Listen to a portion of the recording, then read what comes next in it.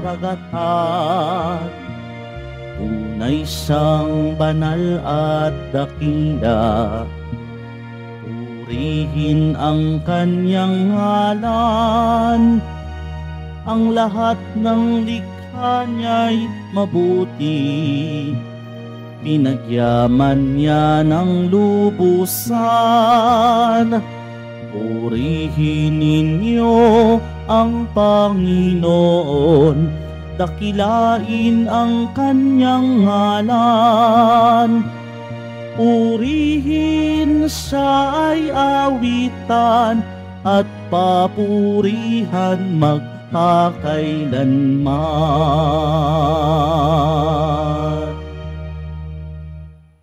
Sa ngalan ng Ama at ng Anak at ng Espiritu Santo. Amen. Ang pagpapala ng ating Panginoong Hesukristo, ang pag-ibig ng Diyos Ama, at ang pakikipagkaisa ng Espiritu Santo naway sumainyong lahat. At sumaiyo rin. Mga kapatid, tinipon po tayo bilang kaanib ng angkan ng Diyos, kaya dumulog po tayo sa maawaing Panginoong nagpapatawad ng lubos. Sinugong tagapagpagaling sa mga nagsisisi, Panginoon, kaawaan mo kami. Panginoon, kaawaan mo kami. Dumating na tagapag-anyayang mga makasalanan ay magsisi, Kristo, kaawaan mo kami. Kristo, kaawaan mo kami. Nakaluklok ka sa kanan ng Diyos Ama para ipamagitan kami, Panginoon, kaawaan mo kami. Panginoon, kaawaan mo kami. Kaawaan tayo ng makapangyarihang Diyos, patawarin sa ating mga kasalanan at patnubayan sa buhay na walang hanggan. Amen.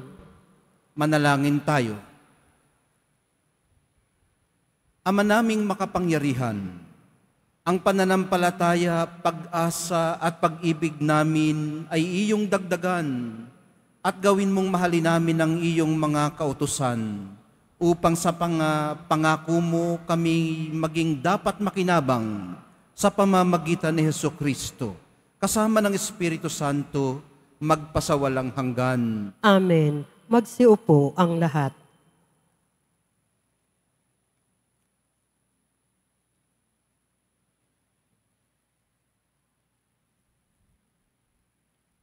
Pagbasa mula sa sulat ni Apostol San Pablo sa mga taga-Efeso. Mga kapatid, pasakop kayo sa isa't isa, tanda ng inyong paggalang kay Kristo. Mga babae, pasakop kayo sa inyo-inyong asawa tulad ng pagsasakop ninyo sa Panginoon, sapagkat ang lalaki ang ulo ng kanyang asawa tulad ni Kristo na siyang ulo ng simbahan na kanyang katawan at siyang tagapagligtas nito. Kung paanong nasasakop ni Kristo ang simbahan, gayon din naman ang mga babae dapat pasakop ng lubusan sa kanilang asawa. Mga lalaki, ibigin ninyo ang inyo-inyong asawa gaya ng pag-ibig ni Kristo sa simbahan. Inihandog niya ang kanyang buhay para rito upang ang simbahay italaga sa Diyos matapos linisin sa pamamagitan ng tubig at ng salita. Ginawa niya ito upang maiharap sa kanyang sarili ang simbahan, marilag, banal, walang batik at walang anumang dungis o kulubot. Dapat mahalin ng mga lalaki ang kanilang asawa tulad ng sarili nilang katawan. Ang lalaking nagmamahal sa kanyang asawa ay nagmamahal sa kanyang sarili. Walang taong namumuhi sa sarili niyang katawan, bagkus ito'y pinakakain at inaalagaan, gaya ng ginagawa ni Kristo sa simbahan. tayo'y mga bahagi ng kanyang katawan. Dahil dito, iiwan ng lalaki ang kanyang ama't ina at magsasama sila ng kanyang asawa at sila'y magiging isa. Isang dakilang katotohanan ang inihahayag nito. Ang kaugnayan ni Kristo sa simbahan ang tinutukoy ko. Subalit ito'y tumutukoy rin sa bawat isa sa inyo. Mga lalaki, mahalin ninyo ang inyong asawa gaya ng inyong sarili. Mga babae, igalang ninyo ang inyong asawa. Ang salita ng Diyos. Salamat sa Diyos. Mapalad ang sumusunod na taong may takot sa Diyos. Mapalad ang sumusunod na taong may takot sa Diyos. Mabalad ang bawat tao na sa Diyos ay may takot. Ang maalab na adhikay sumunod sa kaniyang utos. Hindi siya magkukulang sa anumang kailangan. Ang buhay ay maligaya't uunlad ang kanyang buhay. Mapalad ang sumusunod na taong may takot sa Diyos. Sa tahanan, ang asaway parang ubas na mabunga, bagong tanim na olibo sa may dulang ang anak niya. Mapalad ang sumusunod na taong may takot sa Diyos. Ang sinuman, kung ang Diyos lamang pusong susundin, buhay niya ay uunlad at laging pagpapalain. Mula sa Sion, pagpapala nawa ng Diyos ay tanggapin at makita habang buhay pag-unlad ng Jerusalem. Mapalad ang sumusunod na taong may takot sa Diyos. Magsitayo po ang lahat.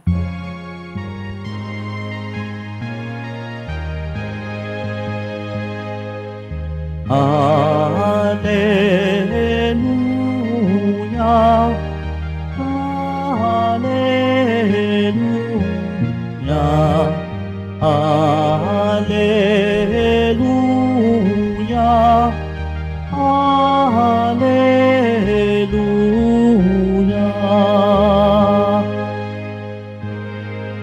Papuri sa Diyos Ama, pagkat ipinahayag niya, hari siya ng mga aba. Alleluia, Alleluia, Alleluia, Alleluia.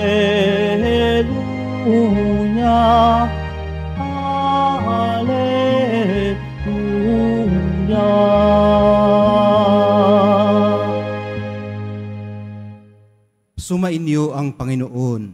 At sumaiyo rin. Ang mabuting balita ng Panginoon ayon kay San Lucas. Papuri sa iyo, Panginoon. Noong panahong yun, sinabi ni Jesus, ano ang katulad ng paghahari ng Diyos? Saan ko ihahambing ito? Katulad ito ng isang butil ng mustasa na itinanim ng isang tao sa kanyang halamanan. Ito'y lumaki hanggang sa maging punong kahoy at namugad ang mga ibon sa mga sanga nito. Sinabi pa ni Jesus, saan ko itutulad ang paghahari ng Diyos? Katulad ito ng lebadurang inihalo ng isang babae sa 3 takal na harina, ano pat umalsa ang buong masa. Ang mabuting balita ng ating kaligtasan. Pinupuri ka namin, Panginoong Heso Kristo. Magsiupo ang lahat.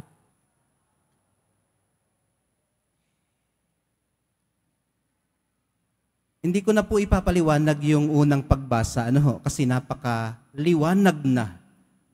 Habang ako'y nakikinig kanina, sabi ko, ay wala nang liliwanag pa dito. Napakalinaw ng sinasabi ni Apostol Pablo sa mga taga-Efeso ba yun? Sa mga taga-Efeso. Ayun. Kasi pagka sinubukan ko pang ipaliwanag yung malinaw na, baka lumabo pa. Lalabo po yan kapag ka nalahukan ng sarili nating bias. Halimbawa, hindi tayo pabor. Kung ikaw ay asawang babae, hindi ka pabor doon sa sinasabi ni Apostol Pablo na pagsasailalim sa iyong asawang lalaki, ay di malabo talaga ang pagkatanggap mo. Ayun. So, hayaan na natin ang malinaw, subukan na lamang nating bigyang diin na ina-affirm po ng mga pagbasa natin ngayon ang pag-ibig ng mahal na poong Jesus Nazareno sa sambayan ng Kristiyano na sinasalamin naman ng pag-iibigan ng mga mag-asawa. Ayun pag nag-iibigan ang mag-asawa, nagmamahalan sila sa isa't isa, konkretong salamin po yun ng pagmamahal ng Nazareno sa simbahan, sa atin, sa sambayan ng Kristiyano. Ang ibig sabihin po noon, hindi lang po sa fullness of life o sa kapunuan ng buhay, sa kaluwalhatian tayo umaasa o malayong tumatanaw, kundi sa pang-araw-araw na rin nating samahan. Sa eksklusibo man itong ugnayan ng mag-asawa o sa mas malawak na inklusibong pakikipagpamayanan. Sa madaling sabi mga kapatid, lumalagupot, lumalawak ang ating pakikipagkapwa. At sa paglagot paglawak na ito ng ating pakikipag-ugnayan sa isa't isa, masasalamin din natin na naghahari ang Diyos sa atin. Ito po ang pinupunto ng Ebanghelyo natin sa araw na ito. Ang itinanim nating kabutihan mula sa maliit ay lumalaki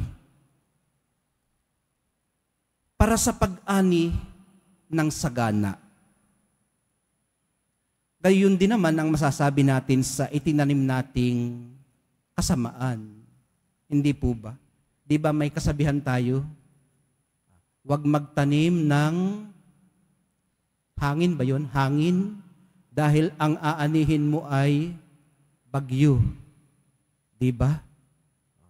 Kapag dito sa atin wala masyadong yung mga tornado, Pero alam nyo, pag nakakita ka pala noon, nakakapanghilakbot din, nakakatakot din. Pagka yung ulap ay para ng dingding, nagdadrive kang ganyan sa haba-habang karsadang kalawak-lawak na patag, may makita ka nakaganon na maitim, triangulong ganon, ang dulo ay nandun sa iyong pupuntahan, may nakakatakot din. Tornado ang tawag doon. At iyon, lumalakas dahil humihigop ng kapwa niya hangin. At lahat ng mga madadaanan noon. Siguro ganun din ang bagyo, Kaya sinasabi ng mga weather forecasters natin na lalo pang lumalakas. Pero pagdaan sa Sierra Madre, medyo nababasag.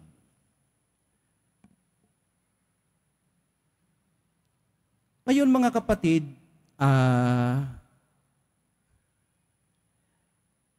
ang pinupunto po ng Ebanghelyo sa araw na ito ay ang pagbubukas ng ating puso para sa pagtulong at pagbubukas ng pintuan ng ating mga tahanan kung kinakailangan para sa kaharian ng Diyos. Kasi hindi lalabas mula sa nabuksan nating kalooban ang kaharian ng Diyos kung hindi ito pumasok. So magbubukas tayo para pumasok sa atin ang kaharian ng Diyos para mailabas din natin. Yun nga lang mga kapatid, madalang nating gawin ito. Madalang nating gawin ito. Kaya hinihikayat tayo na i-purify ang ating mga mabubuting ginagawa.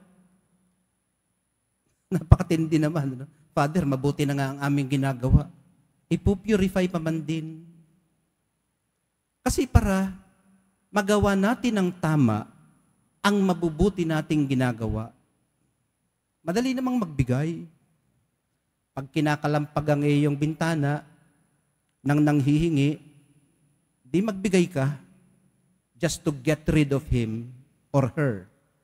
Ay di nakapagbigay ka, nakagawa ka ng mabuti. Kaya lang, mula sa motibasyong hindi tama, para lang umalis, bigyan. Kaya, kung ang ating pagbibigay ay nagmumula sa presensya ng Diyos sa ating puso, mas maluag sa dibdib. Okay. Ay bakit naman madalang nating buksan talaga ng totohanan ng ating puso sa pagbibigay man ito o sa pagtanggap? Kasi may mga pagkakataon po na natatakot tayo. Natatakot tayo na matuklasan kung ano talaga ang naroroon sa ating kalooban. Sa halip, isinasara na lang natin. Gumagawa tayo ng mabuti pero sarado ang ating puso. Isinasara natin dahil sa takot natin na masaktan ulit. Kaya tinitigasan natin. Ginagawa nating bato ang ating kalooban para protektahan ang ating sarili sa maaari pang maranasan nating sakit pag tayo'y inabuso na. Pagka pinagsamantalahan na ang ating kabutihan. Ayaw na kasi nating masaktan. Sino ba mong may gustong masaktan? Gumagawa ka na nga ng mabuti, masasaktan ka pa. Kasi pag bukas na bukas tayo, mga kapatid, vulnerable din tayo sa mga mapagsamantala. Subukan mo maglakad dyan. Bukas na bukas ang iyong bag. Pag akyat mo pa lang sa hagdan ng overpass, baka pagbaba mo, wala na yung iyong mahahalagang bagay. Kung bukas na bukas tayo, vulnerable tayo. Ay kung ganun pala, Father, ba't mo iniimbitahan kaming buksan ang ating puso, ang aming puso? Pero iniingatan po natin kung sino talaga ang ating papapasukin doon. Na siyang dapat na laging nananahan doon. Ang presensya ng Espiritu Santo. Dati-rati mga kapatid, naniniwala tayong nasa kalooban na natin ng Espiritu Santo pag maayos ang ating pakiramdam. Pag feel good tayo, alam natin, nasa atin ang Espiritu Santo. Pag punong-puno tayo ng galit at suklam, alam natin, baka hindi Espiritu Santo ang nasa loob natin. Positibo ang ating mga niloloob at tama naman dahil positibo naman talaga ang dulot ng presensya ng Espiritu Santo. Pero kung minsan mga kapatid, kumakatok po siya sa ating mga puso sa paraang hindi natin inaasahan at para bang negatibo. Matiwasay ang ating pamumuhay, mabuting deboto tayo, pero parang ginagambala tayo. dinidisturbo tayo. Ano bang gusto nito sa atin? Bakit kinakatok ang ating puso? Okay naman ako. Anong gusto mo? Tatanungin pa natin. Kasi, pakiramdam natin nang hihimasok siya. Nangyari yan sa Mama Mary. Okay naman sila ni Joseph. Kakasal na sila. Biglang nang himasok ang Espiritu Santo. Nadiskaril ang kanilang plano. Pero anong ginawa nila? Binuksan niya at maging ni Joseph ang kanilang puso sa ipinapanukala ng Espiritu Santo. At simula noon, natanggap nila ng maluwag sa dibdib kung ano ba ang gusto sa kanila ng Diyos. Sa puntong ito, mga kapatid, mas kailangan po natin, ang ibig sabihin ko po ng puntong ito, sa pagkakataon na pakiramdam natin nang hihimasok siya sa atin, iniistorbo ang ating matiwasay na pamumuhay, kapag ganyan ang ating nararanasan, mas kailangan po natin ang tamang focus. Ang makapag-concentrate tayo sa Kanya. Ibig sabihin, ang pakikinig ng mabuti sa ipinapanukala ng Diyos sa atin. Kaya kailangan talaga nating mag-effort ng kaunti. Mag-e-effort talaga tayo sa pagtutuon ng pansin sa gusto niya sa atin. At itataas ang ating puso at diwa sa level ng mabathala. Ulitin ko po, makikinig tayo sa kanyang panukala at itataas ang ating puso't diwa sa level ng mabathala. Nangangahulugan po ito sa simpleng mga pamamaraan ng pagsasalita ng pananalangin na kinikilala ang mga narito na at ang mga wala pa. Luminaw-linaw ba?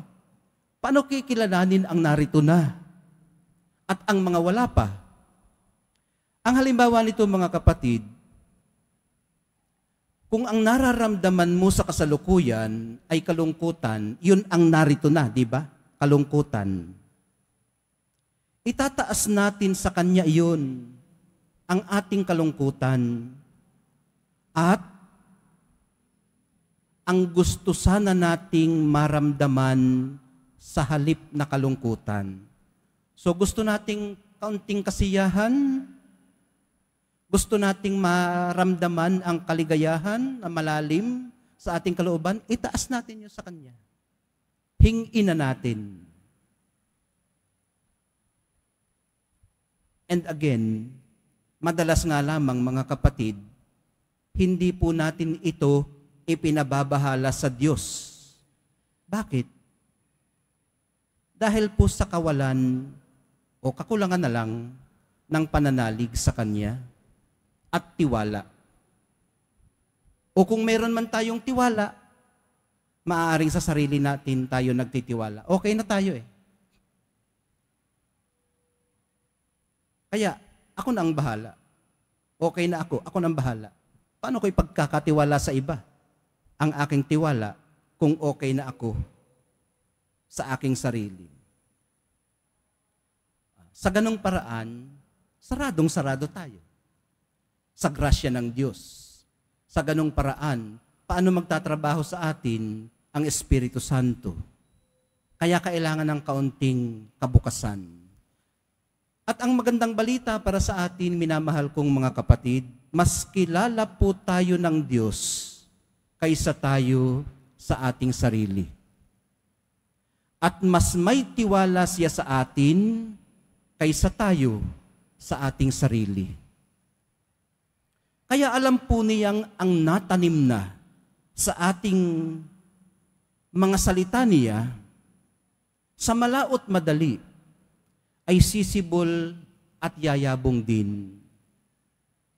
ang lebadurang inilahok niya sa paglikha sa atin at sa nagpapatuloy pa niyang pagkatha sa ating kasaysayan, ay pinagtitiwalaan po niyang uusbong din matapos niya tayong hubugin sa sarili niyang mga kamay.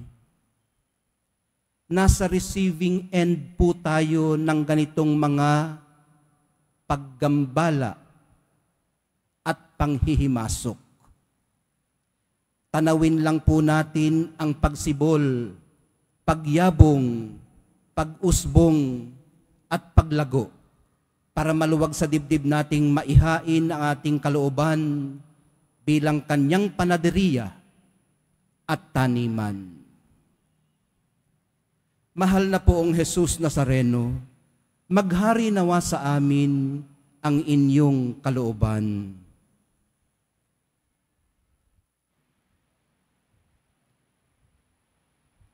Magsitayo po ang lahat.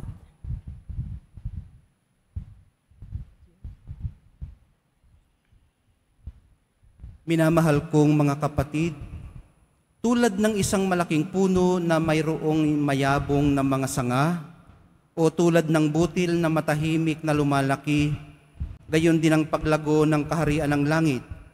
Sama-sama po tayong manalangin bilang pakikibahagi natin sa mapagmahal na plano ng banal na kabutihan ng Diyos. Sa bawat panalangin ang atin pong tugon, Diyos ng buhay, gawin mo na makapagbigay buhay ang aming buhay. Diyos ng buhay, gawin mo na makapagbigay buhay ang aming buhay. Ang simbahan naway patuloy na umunlad sa pamamagitan ng pagtanggap at pagbabahagi ng kaligtasan sa mga kultura at mga pinahahalagahan sa buhay. Manalangin tayo. Diyos ng buhay, gawin mo na makapagbigay buhay ang aming buhay. Yaong mga nasa programa ng pagpapaunlad ng ekonomiya, naway bigyang suporta ang mga magsasaka at yaong mga nagpapaunlad ng lupa, naway alagaan at igalang ang likas na kalikasan. Manalangin tayo. Diyos ng buhay, gawin mo na makapagbigay buhay ang aming buhay. Ang ating mga pamilya, lalo na ang ating mga anak, naway lumaki sa pamamaraan ng biyaya at umunlad na kawangis ni Kristo. Manalangin tayo. Diyos ng buhay, gawin mo na makapagbigay buhay ang aming buhay. Ang mga may sakit, naway maging matatag sa kanilang pananampalataya at mapalakas sa pamamagitan ng ating pag-aalaga at pagkalinga. Manalangin tayo. Diyos ng buhay, gawin mo na makapagbigay buhay ang aming buhay. Ang ating mga mahal na yumao, naway masiyahan sa kapayapaan ng kaharian ng Diyos. Manalangin tayo. Diyos ng buhay, gawin mo na makapagbigay buhay ang aming buhay. Sa sandaling katahimikan ng ating puso, magiliw po nating ihain sa dambana ng Nazareno lahat ng ating mga kahilingan, ang ating mga personal na intensyon, at ang mga pinagbilin sa atin ng ating mga mahal sa buhay.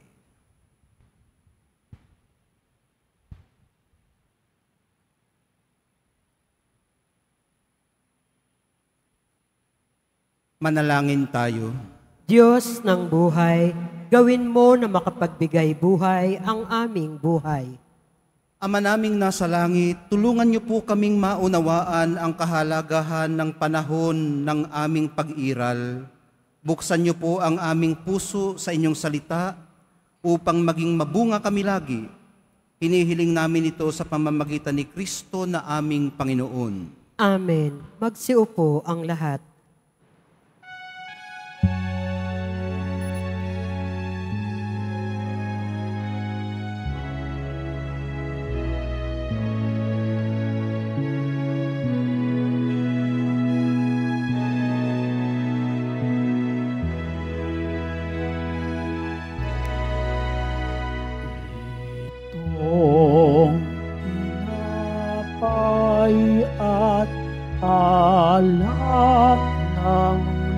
sa'yo.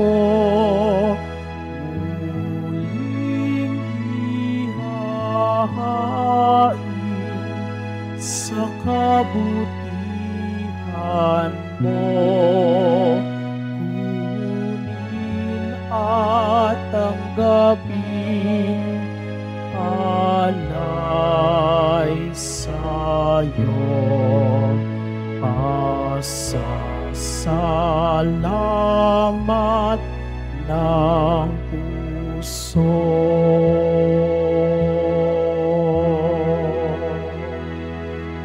Magsitayo po ang lahat. Halina't manalangin mga kapatid upang itong ating paghahain ay kalugdan ng Diyos Amang makapangyarihan. Tanggapin nawa ng Panginoon itong paghahain sa iyong mga kamay, sa kapurihan niya at karangalan sa ating kapakinabangan at sa buong sambayanan niyang banal. Ama naming lumikha, tunghayan mo ang mga alay na aming inihahain sa iyong kadakilaan, upang ang paglilingkod na aming ginagampanan ay humantong sa iyong lalong ikadarangal, sa pamamagitan ni Hesukristo kasama ng Espiritu Santo, magpasawalang hanggan. Amen. Sumainyo ang Panginoon. At sumaiyo rin, Itaas sa Diyos ang inyong puso at diwa. itinaas na namin sa Panginoon. Pasalamatan natin ang Panginoong ating Diyos. Marapat na siya ay pasalamatan. Ama naming makapangyarihan, tunay ngang marapat na ikaw ay aming pasalamatan. Pinagbibigyan mong ito'y aming maihayag, kahit na ito'y walang anumang maidaragdag, sa kadakilaang sa iyo ay likas. Sa pagpupuri namin ay ang nakikinabang ay kami ring iyong pinakikiharapan sa pamamagitan ng iyong anak na minamahal. Kaya kaisa ng mga anghel na nagsisiawit ng papuri sa iyo, nang walang humpay sa kalangitan, kami nagbubunyi sa iyong kadakilaan. Santo, Santo, Santo, Panginoong Diyos ng mga hukbo, napupuno ang langit at lupa ng kadakilaan mo. O sana sa kaitaasan, pinagpala ang naparirito sa ngalan ng Panginoon. O sana sa kaitaasan, magsiluhod po ang lahat. Ama naming banal, ikaw ang bukal ng lahat ng kabanalan. Kaya't sa pamamagitan ng iyong Espiritu, gawin mong banal ang mga kaloob na ito upang para sa amin maging katawan at dugo ng aming Panginoong Hesukristo. Bago niya pinagtiis ang kusang loob na maging handog, hinawakan niya ang tinapay, pinasalamatan kaniya, pinaghati-hati niya iyon, iniabot sa kanyang mga alagad at sinabi, tanggapin ninyong lahat ito at kanin, ito ang aking katawan, na ihahandog para sa inyo.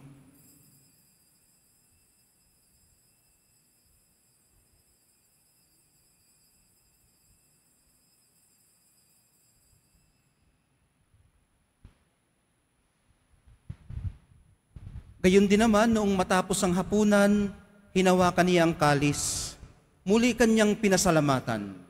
Iniabot niya ang kalis sa kanyang mga alagad at sinabi, tanggapin ninyong lahat ito at inumin. Ito ang kalis ng aking dugo, ng bago at walang hanggang tipan. Ang aking dugo na ibubuhos para sa inyo at para sa lahat, sa ikapagpapatawad ng mga kasalanan. Gawin niyo ito sa pag-alaala sa akin.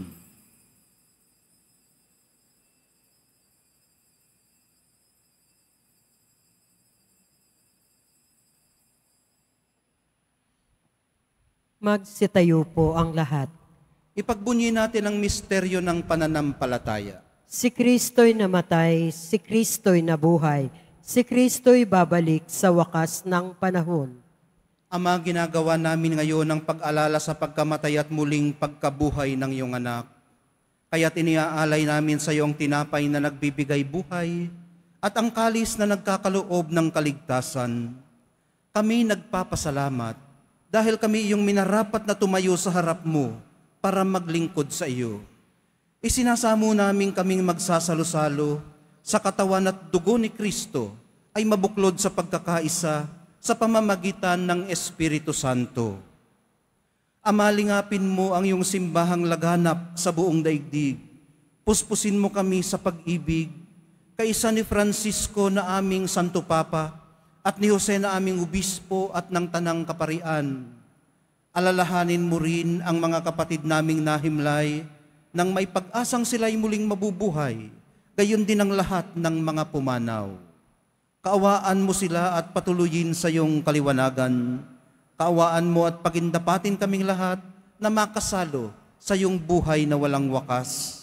Kaisa ng mahal na Birheng Maria na ina ng Diyos, ng kabiyak ng puso niyang si San Jose, kaisa ng mga apostol, ni San Juan Bautista, at ng lahat ng mga banal na namuhay dito sa daigdig ng kalugod-lugod sa iyo.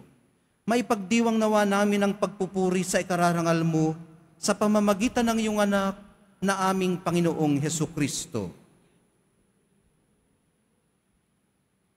Sa pamamagitan ni Kristo, kasama niya at sa Kanya, ang lahat ng parangal at papuri ay sa iyo, Diyos Amang makapangyarihan, kasama ng Espiritu Santo, magpasawalang hanggan. Amen.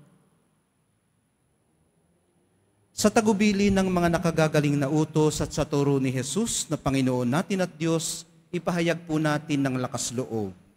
Ama namin, sumasalangit ka, sambahin ang ngalan mo, mapasa amin ang kaharian mo, sundin ang loob mo dito sa lupa para ng sa langit. Bigyan mo kami ngayon ng aming kakanin sa araw-araw, at patawarin mo kami sa aming mga sala, para ng pagpapatawad namin sa nagkakasala sa amin. At huwag mo kaming ipahintulot sa tukso, at iadya mo kami sa lahat ng masama. Hinihiling po namin kami iadya sa lahat ng masama, pagkalooban ng kapayapaan araw-araw, iligtas sa kasalanan, at ilayo sa lahat ng kapahamakan, samantalang aming pinananabikan ang dakilang araw ng pagpapahayag ng tagapagligtas naming si Hesukristo. Sapagkat iyo ang kaharian at ang kapangyarihan at ang kapurihan magpakailanman. Amen. Panginoong Hesukristo, sinabi mo sa iyong mga apostol, kapayapaan ang iniiwan ko sa inyo, ang aking kapayapaan ang ibinibigay ko sa inyo. Tunghayan mo ang aming pananampalataya at huwag ang aming pagkakasala. Pagkalooban mo kami ng kapayapaan at pagkakaisa, ayon sa iyong kalooban, kasama ng Espiritu Santo, magpasawalang hanggan. Amen. Ang kapayapaan ng Panginoon ay laging sumainyo. At sumaiyo rin. Magbigayan po kayo ng kapayapaan sa isa't isa.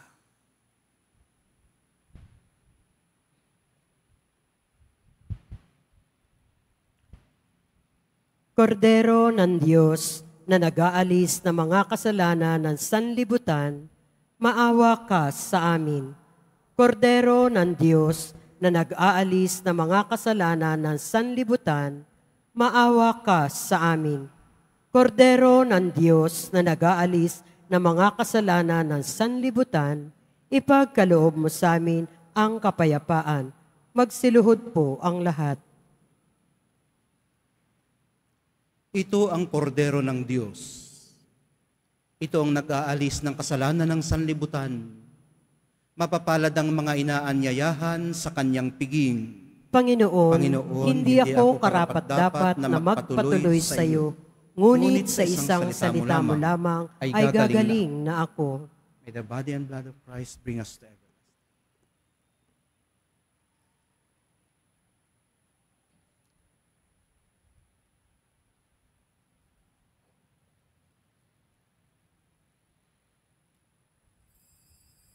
Para sa lahat ng tatanggap ng banal na komunyon, sasagot po tayo ng amen pagkasabi ng pari o lay minister ng katawan ni Kristo at isubo agad sa bibig bago umalis sa harapan ng pari o lay minister.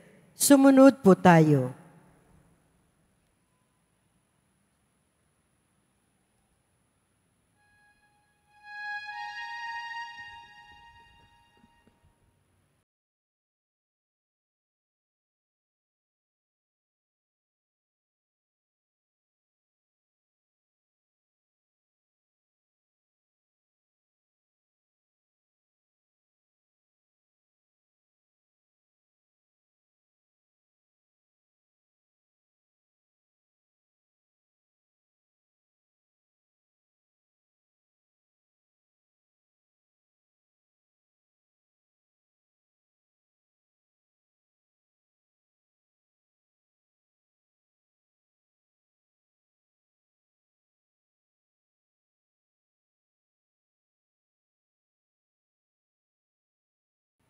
Manalangin tayo.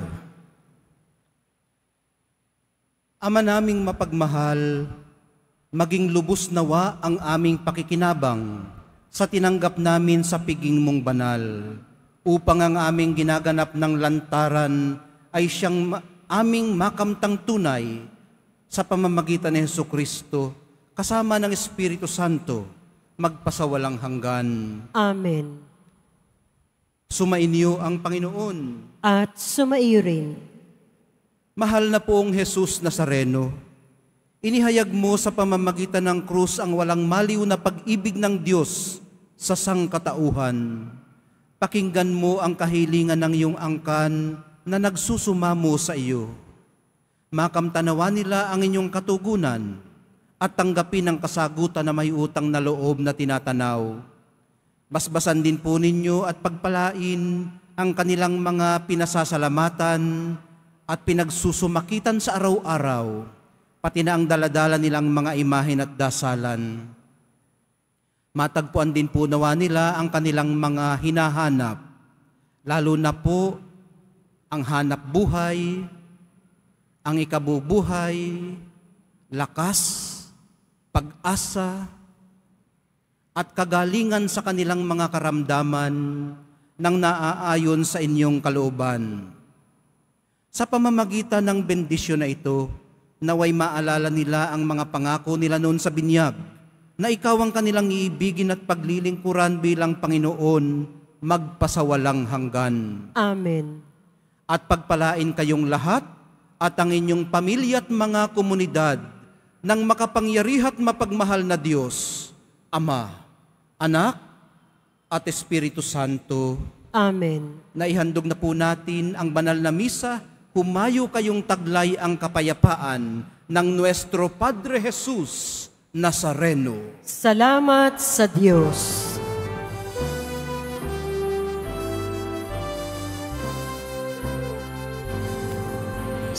Padre Jesus Nazareno, sinasamba ka namin.